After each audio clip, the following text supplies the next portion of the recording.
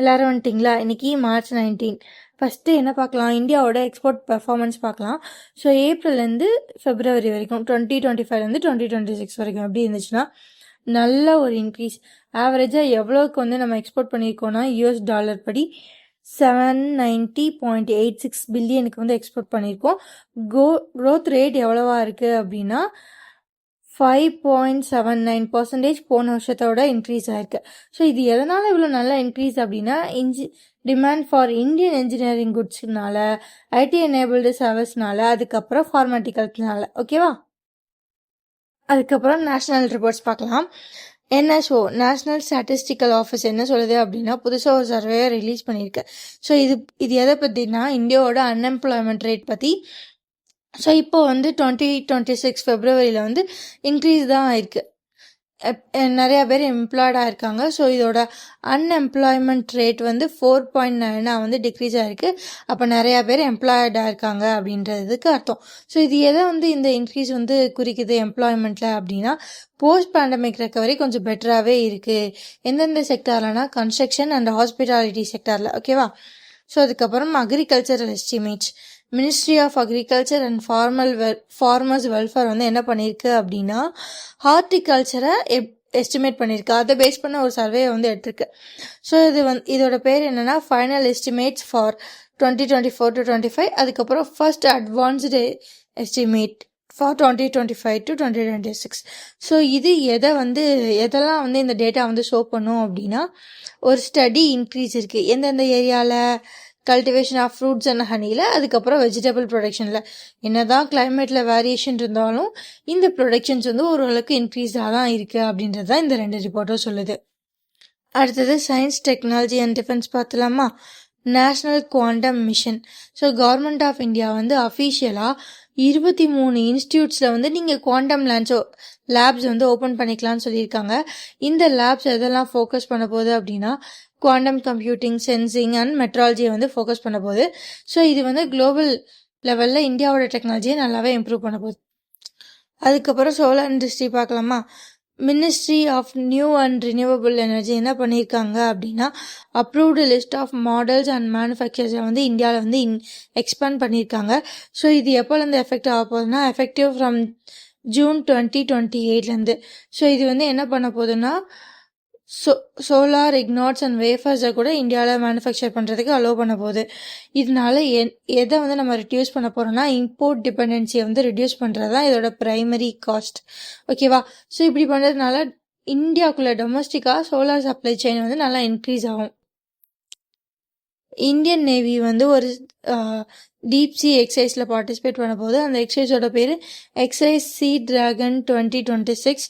So இது எதுக்கு அப்படின்னா, மல்டிநேஷ்னல் ஆன்டி சப்மரைன் வார்ஃபேருக்கான ஒரு எக்ஸசைஸ். எங்கே நடக்குதுன்னா, குவாமில் US நேவி கூட நடக்குது. யார் இதை நடத்துகிறாங்கன்னா, US நேவி. அதுக்கப்புறம் இந்தியாவில் ஒரு புது ஸ்பீசிஸையே டிஸ்கவர் பண்ணியிருக்காங்க. இது ஒரு எர்த்வாம். ஓகேவா? இது என்ன பேர் வச்சுருக்காங்கன்னா, திராவிட வாலினா அப்படி சொல்லி பேர் வச்சுருக்காங்க. இது யார் டிஸ்கவர் பண்ணுறாங்க அப்படின்னா, கேரளாவில் இருக்க ரிசர்ச்சர்ஸ் டிஸ்கவர் பண்ணுறாங்க. ஓகேவா? பேங்கிங் பார்க்கலாமா? RBI பயங்கரமாக போராடி bank.in அப்படின்ற ஒரு டொமைனை கிரியேட் பண்ணியிருக்காங்க, வாங்கிட்டாங்க. இந்த டொமைன் எதுக்கு அப்படின்னா, இந்த டொமைனுக்கு கீழே தான் இனி எல்லா பேங்க்ஸுமே வெப்சைட்ஸை யூஸ் பண்ணுவாங்க. ஸோ தட் ஃப்ராட்ஸை கம்மி பண்ணும்.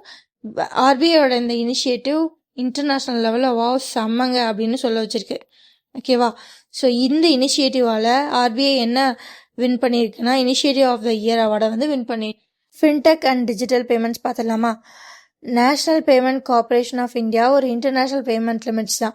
ஸோ இவங்க என்ன பண்ணியிருக்காங்க அப்படின்னா, ஸ்ரீலங்கா கூட பேசி UPI merchant அக்செப்டன்ட் across the ஸ்ரீலங்காவுக்கு permission வாங்கியிருக்காங்க. ஸோ இது இந்தியன் டூரிஸ்ட்டை QR கோட்ஸ் வழியாக பே பண்ணுறதுக்கு ஈஸியான ஒரு ஆப்ஷனாக இருக்கும். ஸோ அதுக்கப்புறம் ஸ்கேப்பியா பே. ஸோ இவங்க ஒரு ட்ராவல் ஃபின்டெக் ஸ்டார்ட் அப். இவங்க என்ன பண்ணுறாங்க அப்படின்னா, ட்ராவல் ரிவார்ட்ஸ் தராங்க. எது வழியா அப்படின்னா, ரூபே கிரெடிட் கார்ட்ஸ் வழியா. ஓகேவா?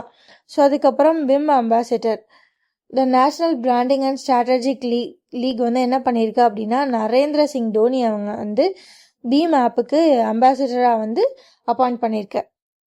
கவர்மெண்ட் ஸ்கீம்ஸ் பார்த்துடலாமா? ஃபர்ஸ்ட் பவ்யா யோஜனா இது என்ன பண்ணுது அப்படின்னா 100 லக் அண்ட் பே இண்டஸ்ட்ரியல் பார்க்ஸ்க்கு வந்து அப்ரூவ் கொடுத்துருக்கு. ஸோ இது மூலயமா மேனுஃபேக்சரிங் செட்டப்ஸை வந்து இம்மீடியட்டாக ஸ்டார்ட் பண்ணிக்கலாம். அதுக்கப்புறம் FSSAI. ஸோ இவங்க என்ன பண்ணியிருக்காங்க அப்படின்னா April 1, 2026 இதுக்கப்புறம் நாங்கள் தர லைசன்ஸ் எல்லாமே ப்ரிபெர்ச்சுவல் வேலிடிட்டி, அதாவது எப்போ நிரந்தர வேலிடிட்டி அப்படி சொல்லுவாங்களா அந்த மாதிரி இருக்கும். ஆனால் அதுக்கு குறைஞ்சபட்ச த்ரெஷ்ஹோல்டே 1.5 crores இருக்கணும் உங்களோட பிஸ்னஸ்ன்னு சொல்லியிருக்காங்க. அதுக்கப்புறம் திரிபுரா அவங்களோட ஸ்டேட் பட்ஜெட்டை லான்ச் பண்ணியிருக்காங்க. அதை வந்து யார் ப்ரெசென்ட் பண்ணாங்கன்னா அவங்களோட ஃபினான்ஸ் மினிஸ்டர் பிரணஜித் சிங் ராய் தான் ப்ரெசென்ட் பண்ணியிருக்காரு. ஸோ எவ்வளோ க்ரோஸுக்கு அந்த பட்ஜெட்னா 34,212 crores பட்ஜெட். ஸோ இவங்க எதில் வந்து ஹெவிலி ஃபோக்கஸ் பண்ண போகிறாங்கன்னா இன்ஃப்ராஸ்ட்ரக்சர் அண்ட் ரீஜனல் கனெக்டிவிட்டி தான் இவங்க வந்து ஃபோக்கஸ் பண்ண போகிறேன்னு சொல்லியிருக்காங்க. ஸோ அதுக்கப்புறம் MOUs அண்ட் இன்டர்நேஷ்னல் அக்ரிமெண்ட்ஸ் பார்த்துலாமா. பிரிட்டிஷ் கவுன்சிலும் ஸ்பார்க் 100 வந்து ஒரு MOU சைன் பண்ணியிருக்காங்க. எதுக்கு அப்படின்னா 1 lakh இந்தியன் உமன்ஸுக்கு வந்து ஆண்டர்பிரனர்ஷிப்க்கும் ஸ்கில்ஸ், அதாவது இங்கிலீஷ் ஸ்கில்ஸுக்கும் வந்து ஒரு நல்ல ஃபோக்கஸ் பண்ணி அவங்களுக்கு வந்து ஹெல்ப் பண்ணுறதுக்காண்ட இந்த MOU. ஸோ இதில் ஸ்பார்க் 100 யார் அப்படின்னா former union minister Smriti Irani found பண்ண ஒரு ஃபவுண்டேஷன். இதில் பிரிட்டிஷ் கவுன்சில் யார் அப்படின்னா இவங்க வந்து ஒரு இங்கிலீஷ் ஸ்கில் பேஸ்டு ட்ரைனிங் வந்து ப்ரொவைட் பண்ண போகிறாங்க. ஓகேவா. ஸோ அதுக்கப்புறம் டாடா ஸ்டீலும் USTBயும் வந்து ஒரு MOU சைன் பண்ணியிருக்காங்க. எதுக்கு அப்படின்னா லோ கார்பன் ஸ்டீல் மேக்கிங் டெக்னாலஜியை வந்து இந்தியாவுக்குள்ளே கொண்டு வரதுக்காண்டி. இந்த USTBனா யார் அப்படின்னா university of science and technology Beijing. ஓகேவா. ஸோ அதுக்கப்புறம் FIFAவும் யூடியூப்பும் ஒரு MOU சைன் பண்ணியிருக்காங்க. எதுக்கு அப்படின்னா 2026 வேர்ல்ட் கப்பை வந்து டிஜிட்டல் ப்ராட்காஸ்ட் பண்ணுறதுக்காண்டி. ஸோ அதுக்கப்புறம் ஞான் பாரதம் நேஷனல் மேனுஸ்கிரிப்ட் சர்வே வந்து நடக்க போகுது. இது யார் நடத்துகிறாங்க அப்படின்னா மினிஸ்ட்ரி ஆஃப் கல்ச்சர் வந்து நடத்துகிறாங்க. ஸோ இது எதுக்கு அப்படின்னா map and digitalise and preserves India's vast manuscript heritage.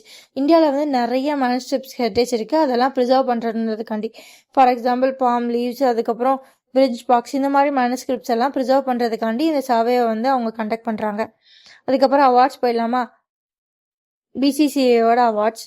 So இதில் வந்து லைஃப் டைம் அச்சீவ்மெண்ட் அவார்ட்ஸ் வந்து 3 பேருக்கு தந்தாங்க. யார் யாருக்கு அப்படின்னா ரோகர் பிக்னி அண்ட் ராகுல் டிராவிட், அதுக்கப்புறம் மித்தாலி ராஜ். ஓகேவா. மித்தாலி ராஜ் வந்து உமன்ஸ் கேட்டகரியில் லைஃப் டைம் அச்சீவ்மெண்ட் அவார்டு வந்து வாங்குறாங்க. அதுக்கப்புறம் உமன்ஸ் ப்ரீமியர் லீக் 2026 வந்து யார் வின் பண்ணாங்க அப்படின்னா ராயல் சேலஞ்சர்ஸ் பெங்களூர். யாரை டிஃபீட் பண்ணி அப்படின்னா டெல்லி கேபிட்டல்ஸை டிஃபீட் பண்ணி. இம்பார்ட்டன்ட் டேஸ் பார்த்துலாமா. March 15 வந்து world consumer rights and international day. So first world consumer day, அப்புறம் வந்து international day to combat Islamophobia. ஓகேவா. அதுக்கப்புறம் March 16 வந்து நேஷ்னல் வேக்சினேஷன் டே. March 18 வந்து ordinance factory days. Okay. So அதுக்கப்புறம் ஆர்பிட்டரிஸ் பார்த்தலாம். ஸோ குஷல் தாஸ் இவர் வந்து இறந்துட்டார். இவர் வந்து யார் அப்படின்னா former general secretary of all India football federation. அதுக்கப்புறம் இன்டர்நேஷ்னல் லெவலில் பார்த்தா அலி லரிஜனி. ஸோ இவர் யார் அப்படின்னா இவர் ஒரு ஈரானியன் பொலிட்டீஷியன், இவர் மிலிட்ரி ஆஃபீஸர் அண்ட் ஃபிலாசபர். இவர் வந்து இன்னைக்கு இறந்துருக்காரு. அதுக்கப்புறம் static GK. National payment corporation of இந்தியாவோட MD அண்ட் CEO யார்? திலீப் அஸ்பி. அதுக்கப்புறம் வேர்ல்டு பேங்க் பிரசிடென்ட் யார்? Ajay Banga. Ministry of new and renewable energy MNREயோட யூனியன் மினிஸ்டர் பிரஹலாத் ஜோஷி. இப்போதைக்கு அவர் தான் இருக்காரு. அதுக்கப்புறம் FSSAIயோட ஹெட் குவார்ட்டர்ஸ் எது? New India. அவ்வளோதாங்க. இன்னைக்கு கரண்ட் அஃபேர்ஸ். இதே மாதிரி நிறைய பார்க்க நம்ம சேனலை சப்ஸ்கிரைப் பண்ணுங்கள். பாய்.